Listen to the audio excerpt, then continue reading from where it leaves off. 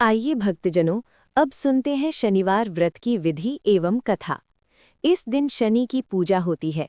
काला तिल, काला वस्त्र, तेल, उड़द शनि को बहुत प्रिय है, इसीलिए इनके द्वारा शनि की पूजा होती है। शनि की दशा को दूर करने के लिए ये व्रत किया जाता है। शनि स्तोत्र का पाठ भी विशेष लाभदायक सिद्ध होता है। कथा। एक समय सूर्य, चंद्रमा, मंगल, बुध, बृहस्पति, शुक्र, शनि, राहु और केतु इन ग्रहों में आपस में झगड़ा हो गया कि हम सब में सबसे बड़ा कौन है। सब अपने अपने को बड़ा कहते थे। जब आपस में कोई निश्चय न हो सका तो सब के सब आपस में झगड़ते हुए इंद्र के पास गए और कहने लगे कि आप सब देवताओं के राजा हो, इसलिए हमारा न्याय करके बतलाओ कि हम नवग्रहों में सबसे बड़ा कौन है। राजा इंद्र इनका प्रश्न सुनकर घबरा गए और कहने लगे कि मुझ में ये सामर्थ्य नहीं है जो किसी को बड़ा या छोटा बतलाऊं। मैं अपने मुख से कुछ नहीं कह सकता। हाँ, एक उपाय हो सकता है। इस समय पृथ्वी पर राजा विक्रमादित्य दूसरों के दुख का निवारण करने वाला है, इसलिए तुम सब मिलकर उन्हीं के पास जाओ, वही तुम्हारी दुखों का निवारण करेंगे। ऐसा वचन सुनकर सभी ग्रह देवता चलकर भूलोक में राजा विक्रमादित्य की सभा में जाकर उपस्थित हुए और अपना प्रश्न राजा के सामने रखा। राजा उनकी बात सुनकर बड़ी चिंता में पड़ गए कि मैं अपने मुख से किसको बड़ा और किसको छोटा बतलाऊं। जिसको छोटा बतलाऊंगा वही क्रोध करेगा। परंतु उनका झगड़ा निपटाने के लिए एक उपाय सोचा कि सोना, चांदी, कांसा, पीतल, शीशा, रांगा, जस्ता, अभ्रक और लोहा 9 धातुओं के 9 आसन बनवाए। अब आसनों को क्रम से, जैसे सोना सबसे पहले और लोहा सबसे पीछे बिछाए गए। इसके पश्चात राजा ने सब ग्रहों से कहा कि आप सब अपने अपने सिंहासनों पर बैठिए। जिसका आसन सबसे आगे है वो सबसे बड़े और जिसका आसन सबसे पीछे है वो सबसे छोटा जानिए। क्योंकि लोहा सबसे पीछे था और वो शनिदेव का आसन था, इसीलिए शनिदेव ने समझ लिया कि राजा ने मुझको सबसे छोटा बना दिया है। इस पर शनि को बड़ा क्रोध आया और कहा कि राजा, तू मेरे पराक्रम को नहीं जानता।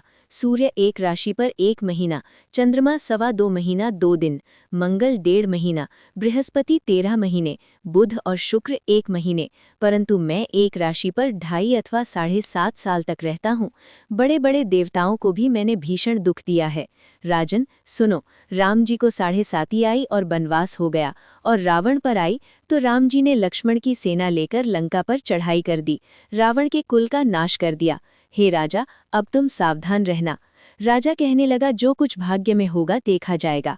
उसके बाद अन्य ग्रह तो प्रसन्नता के साथ चले गए, परंतु शनिदेव बड़े क्रोध के साथ वहां से सिधारे। कुछ काल व्यतीत हो जाने पर जब राजा को 7.5 की दशा आई तो शनिदेव घोड़ों के सौदागर बनकर अनेक सुंदर घोड़ों के सहित राजा की राजधानी में आए। जब राजा ने सौदागर के आने की खबर सुनी तो अश्वपाल को अच्छे अच्छे घोड़े खरीदने की आज्ञा दी। अश्वपाल ऐसी अच्छी नस्ल के घोड़े देखकर और उनका मूल्य सुनकर चकित हो गया और तुरंत ही राजा को खबर दी। राजा उन घोड़ों को देखकर एक अच्छा सा घोड़ा चुनकर सवारी के लिए चढ़ा।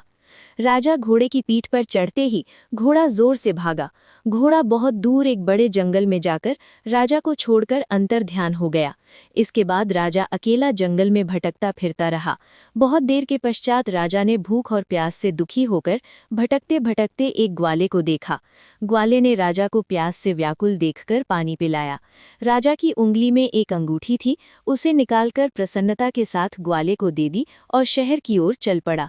राजा शहर में पहुंचकर एक सेठ की दुकान पर जाकर बैठ गया और अपने आप को उज्जैन का रहने वाला तथा अपना नाम वीका बतलाया। सेठ ने उसको कुलीन मनुष्य समझकर जल आदि पिलाया।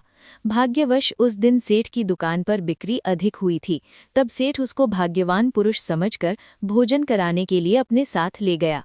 भोजन करते समय राजा ने आश्चर्य की बात देखी कि खूंटी पर हार लटक रहा है और वो खूंटी उस हार को निगल रही है। भोजन के पश्चात कमरे में आने पर जब सेठ को कमरे में हार न मिला तो सबने यही निश्चय किया कि सिवाय वीका के और कोई इस कमरे में नहीं आया, अतः अवश्य ही उसी ने चोरी किया है। परंतु वीका ने हार लेने से मना कर दिया। इस पर 5-7 आदमी इकट्ठे होकर उसको फौजदार के पास ले गए। फौजदार ने उसको राजा के सामने उपस्थित कर दिया और कहा कि ये आदमी तो भला प्रतीत होता है, चोर मालूम नहीं होता, परंतु सेठ का कहना है कि इसके सिवाय और कोई घर में नहीं आया, अवश्य ही इसी ने चोरी की है। तब राजा ने आज्ञा दी कि इसके हाथ पैर काटकर चौरंगिया किया जाए। राजा की आज्ञा का तुरंत पालन किया गया और वीका के हाथ पैर काट दिए गए। इस प्रकार कुछ काल व्यतीत होने पर एक तेली उसको अपने घर ले आया और कोल्हू पर उसको बिठा दिया। वीका उस पर बैठा हुआ जबान से बैल हाँकता रहा। शनि की दशा समाप्त हो गई और एक रात को वर्षा ऋतु के समय वो मल्हार राग गाने लगा। उसका गाना सुनकर उस शहर की राजकुमारी उस राग पर मोहित हो गई और दासी को खबर लाने भेजा कि शहर में कौन गा रहा है। दासी सारे शहर में फिरती फिरती क्या देखती है कि तेली के घर में चौरंगिया राग गा रहा है। दासी ने महल में आकर राजकुमारी को सब वृत्तांत सुना दिया। बस उसी क्षण राजकुमारी ने अपने मन में ये प्रण कर लिया कि चाहे कुछ हो, मैंने इस चौरंगिया के साथ विवाह करना है। प्रातःकाल होते ही जब दासी ने राजकुमारी को जगाना चाहा तो राजकुमारी अनशन व्रत लेकर पड़ी रही। तब दासी ने रानी के पास जाकर राजकुमारी के न उठने का वृत्तांत कहा। रानी ने तुरंत ही वहां आकर राजकुमारी को जगाया और उसके दुख का कारण पूछा। तो राजकुमारी ने कहा कि माताजी, मैंने ये प्रण कर लिया है कि तेली के घर में जो चौरंगिया है उसी के साथ विवाह करूंगी। माता ने कहा, पगली, ये क्या बात कह रही है? तुझको किसी देश के राजा के साथ बनाया जाएगा। कन्या कहने लगी कि माताजी, मैं अपना प्रण कभी नहीं छोड़ूंगी। माता ने चिंतित होकर ये बात राजा को बताई। तब महाराज ने भी आकर ये समझाया कि मैं अभी देश देशांतर में अपने दूत भेजकर सुयोग्य, रूपवान एवं बड़े से बड़े गुणी राजकुमार के साथ तुम्हारा विवाह करूंगा। ऐसी बात तुमको कभी नहीं विचारनी चाहिए। कन्या ने कहा, पिताजी, मैं अपने प्राण त्याग दूंगी, परंतु दूसरे से विवाह नहीं करूंगी। इतना सुनकर राजा ने क्रोध से कहा, यदि तेरे भाग्य में ऐसा ही लिखा है तो जैसी तेरी इच्छा हो वैसा ही कर। राजा ने तेली को बुलाकर कहा कि तेरे घर में जो चौरंगिया है उसके साथ मैं अपनी कन्या का विवाह करना चाहता हूँ। तेली ने कहा कि ये कैसे हो सकता है? कहाँ आप हमारे राजा और कहाँ मैं एक नीच तेली? परंतु राजा ने कहा कि भाग्य लिखे को कोई नहीं टाल सकता। अपने घर जाकर विवाह की तैयारी करो। राजा ने उसी समय तोरण और बंधनवार लगवाकर अपनी राजकुमारी का विवाह चौरंगिया विक्रमादित्य के साथ कर दिया। रात्रि को जब विक्रमादित्य और राजकुमारी महल में सोए तो आधी रात के समय शनिदेव ने विक्रमादित्य को स्वप्न दिया कि राजा, कहो मुझको छोटा बतलाकर तुमने कितना दुख उठाया। राजा ने क्षमा मांगी। शनिदेव ने प्रसन्न होकर विक्रमादित्य को हाथ पैर दिए। तब राजा ने कहा, महाराज, मेरी प्रार्थना स्वीकार करें कि जैसा दुख आपने मुझे दिया है ऐसा और किसी को ना दें। शनिदेव ने कहा कि तुम्हारी प्रार्थना स्वीकार है। जो मनुष्य मेरी कथा सुनेगा या कहेगा उसको मेरी दशा में भी कभी किसी प्रकार का दुख नहीं होगा, और जो नित्य ही मेरा ध्यान करेगा या चींटियों को आटा डालेगा उसके सब मनोरथ पूर्ण होंगे। इतना कहकर शनिदेव अपने धाम को चले गए। राजकुमारी की आंख खुली और उसने राजा के हाथ पांव देखे तो आश्चर्य को प्राप्त हुई। उसको देखकर राजा ने अपना समस्त हाल कहा कि मैं उज्जैन का राजा विक्रमादित्य हूँ। ये सुनकर राजकुमारी अत्यंत प्रसन्न हुई। प्रातःकाल राजकुमारी से उसकी सखियों ने पूछा तो उसने अपने पति का समस्त वृतांत कह सुनाया। तब सबने प्रसन्नता प्रकट की और कहा कि ईश्वर ने आपकी मनोकामना पूर्ण कर दी। जब सेठ ने ये सुना तो वो विक्रमादित्य के पास आया और राजा विक्रमादित्य के पैरों पर गिरकर क्षमा मांगने लगा कि मैंने आप पर चोरी का झूठा दोष लगाया, अतः आप मुझको जो चाहें दंड दें। राजा ने कहा, मुझ पर शनिदेव का कोप था, इसी कारण ये सब दुख मुझको प्राप्त हुआ। इसमें तुम्हारा कोई दोष नहीं। तुम अपने घर जाकर अपना कार्य करो। सेठ बोला कि मुझे तभी शांति होगी जब आप मेरे घर चलकर प्रीतिपूर्वक भोजन करेंगे। राजा ने कहा, जैसी आपकी मर्जी हो वैसा ही करें। सेठ ने अपने घर जाकर अनेक प्रकार के सुंदर भोजन बनवाए और राजा विक्रमादित्य को प्रीति भोज दिया। जिस समय राजा भोजन कर रहे थे, एक अत्यंत आश्चर्य की बात सबको दिखाई दी। जो खूंटी पहले हार निगल गई थी वो अब हार उगल रही हैं। जब भोजन समाप्त हो गया तो सेठ ने हाथ जोड़कर बहुत सी मोहरें राजा को भेंट की और कहा कि मेरे श्रीकंवर नामक एक कन्या है, उसका पाणी ग्रहण आप करें। इसके बाद सेठ ने अपनी कन्या का विवाह राजा के साथ कर दिया और बहुत सा दान दहेज आदि दिया। इस प्रकार कुछ दिनों तक वहां निवास करने के पश्चात विक्रमादित्य ने शहर के राजा से कहा कि अब मेरी उज्जैन जाने की इच्छा है। फिर कुछ दिन के बाद विदा लेकर राजकुमारी मनभावनी सेठ की कन्या श्री कुमरी तथा दोनों जगह के दहेज में प्राप्त अनेक दास दासी, रथ और पालकियों से सहित विक्रमादित्य उज्जैन की तरफ चले। जब शहर के निकट पहुंचे और प्रवासियों ने राजा के आने का संवाद सुना तो समस्त उज्जैन की प्रजा आगवानी के लिए गई। तब बड़ी प्रसन्नता से राजा अपने महल में पधारे। सारे शहर में बड़ा भारी महोत्सव मनाया गया और रात्रि को दीपमाला की गई। दूसरे दिन राजा ने शहर में ये सूचना कराई कि शनिश्चर देवता सभी ग्रहों में सर्वोपरि है।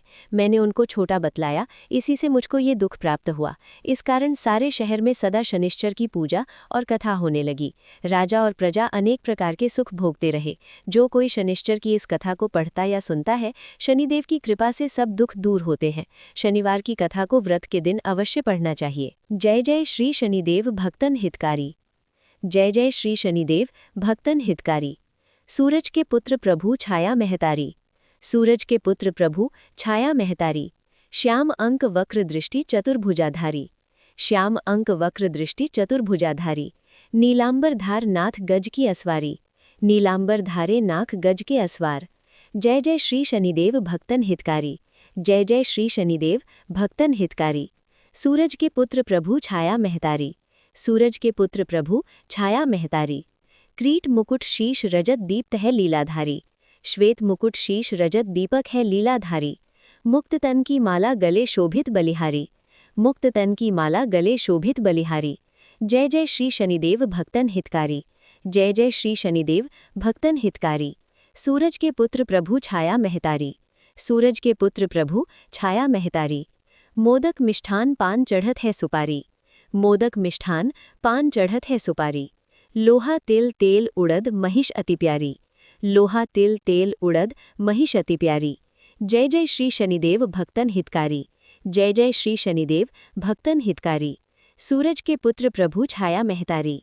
सूरज के पुत्र प्रभु छाया महतारी। देव दनुज ऋषि मुनि सुमिरत नरनारी। देव दनुज ऋषि मुनि सुमिरत नरनारी। विश्वनाथ धरत ध्यान शरण है तुम्हारी। विश्वनाथ धरत ध्यान शरण है तुम्हारी। जय जय श्री शनिदेव भक्तन हितकारी। जय जय श्री शनिदेव भक्तन हितकारी। सूरज के पुत्र प्रभु छाया महतारी। सूरज के पुत्र प्रभु छाया महतारी। जय जय श्री शनिदेव भक्तन हितकारी। जय जय श्री शनिदेव भक्तन हितकारी। सूरज के पुत्र प्रभु छाया महतारी। सूरज के पुत्र प्रभु छाया महतारी। सूरज के पुत्र प्रभु छाया महतारी। सूरज के पुत्र प्रभु छाया महतारी।